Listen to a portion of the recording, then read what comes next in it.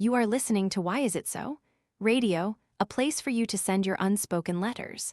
Other autumns may return, but ours has died. I borrow from author Le Hung's short story collection to open this radio episode. My lover died in a traffic accident at a deserted intersection in the middle of the night. At that moment, I was sitting behind him on his bike, my hands calmly resting on his thighs, feeling the cool night wind blowing gently, my heart light with relief because we had just broken up. I don't remember exactly how the accident happened, only a blinding light from the front, followed by an earth-shattering collision that sent me flying.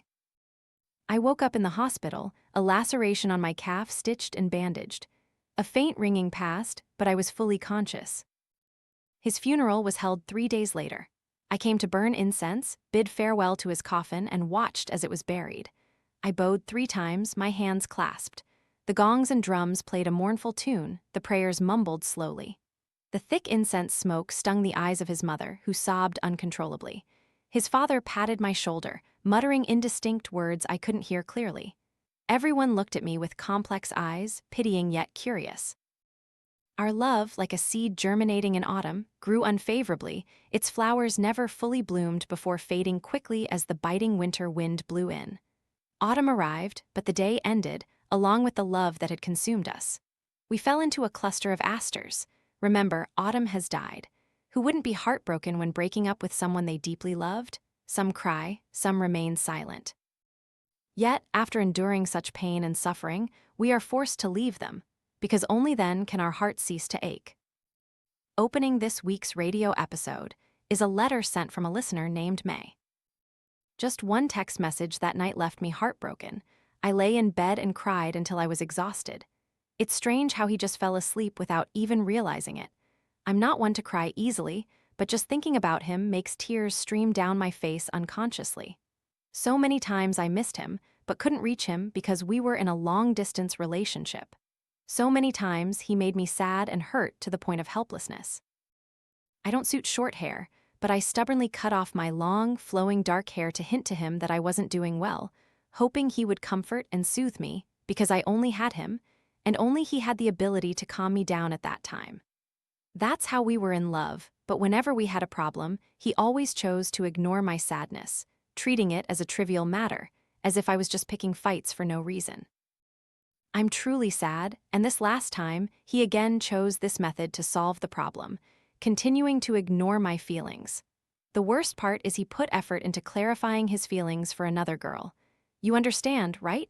People don't invest time in someone they don't love. The next letter is from a listener with the nickname Silly Cat. On the last day of 10th grade, I bravely struck up a conversation with someone very important to me. That's a day I'll never forget in my life because I'd secretly admired them for 2 years. That person graduated this year and will be studying abroad while I'm moving on to 11th grade. I once thought, if they leave, will these feelings just fade away too? It would be good if they did. So I threw myself into studying day and night. I thought that would help me forget them. But recently, I found out they have a girlfriend, but their relationship is on the verge of breaking up. I don't know why, but that made me very sad. Seeing them troubled by a failing relationship made me lose sleep for 3 days. Every time I thought about it, I cried so much that just hearing someone mention their name would bring tears to my eyes. Only now do I realize I can't deny how deeply their image is etched in my heart. It hurts so much. I want to end this unrequited love that's going nowhere. I'm nothing to them. I don't even have a reason to be jealous or sad, but I feel so gloomy like this. The next letter is from a listener with the nickname I'm the Chameleon. 2 winters ago, I started a love story with her, a love between 2 individuals of the same gender. In the beginning, when we first met, I was quite hesitant because, at that time, people weren't very open-minded about the LGBTQ+ community. I was so scared. Scared she would find out about me and wouldn't be my friend anymore. Scared she would shun me and call me sick. But luckily, she was just like me, a girl who dreamed of her own princess. We started to get to know each other more, telling each other about our families, friends, and lives. Yet we gradually lost touch. I kept thinking she was busy with her studies and not very active on social media. I kept messaging her, asking how she was, encouraging her every day, but there was no reply. I was almost desperate, wanting to give up everything. All that time, I kept thinking about what I had done wrong to make her leave me like that. I couldn't stop blaming myself. Now, we haven't seen each other or been in contact for almost a full year. She left without a word, and it torments me endlessly. Was it because I was too childish that she left? Am I really that bad that I didn't even deserve a goodbye? I'm truly too shocked to find someone new, constantly tormented by this internal struggle. Where did I go wrong when she left? The last letter closing this radio episode is from a listener with the nickname Kate.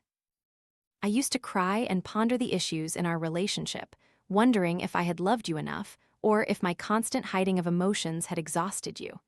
I also told myself to try to understand you more, but I forgot one thing. The person who needed understanding was myself. I went through a very sad period. Besides work, almost all my remaining time was consumed by our past memories. There were days I walked alone to places we used to visit together, unconsciously turning my head back when I spotted a familiar image, and my heart would skip a beat. But dear, everything has passed, and now I think I'm okay with my current life. I'm still doing the work I love. I always have a family to love and who loves me. I have my own goals to strive for. I've realized that the small things around me are enough to make me very happy.